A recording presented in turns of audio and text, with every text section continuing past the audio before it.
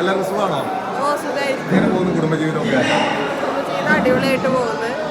പിന്നെ ഞങ്ങള് 7 years റിലേഷനിലായതുകൊണ്ട് എനിക്ക് ഡിഫറൻസ് ഇല്ല.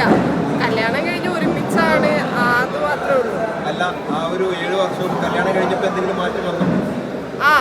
മാറ്റം വന്നോന്ന് വെച്ചാൽ നമ്മള് ഫുൾ ടൈം കണ്ടോണ്ടിരിക്കല്ലേ, നമുക്ക് ചില മാറ്റങ്ങൾ അത്ര. പിന്നെ വിവാഹ ജീവിതം നല്ല, എനിക്ക് ഓക്കെയാണ്. എല്ലാവർക്കും ഓക്കെ ആവുമെന്ന് എനിക്കറിയില്ല.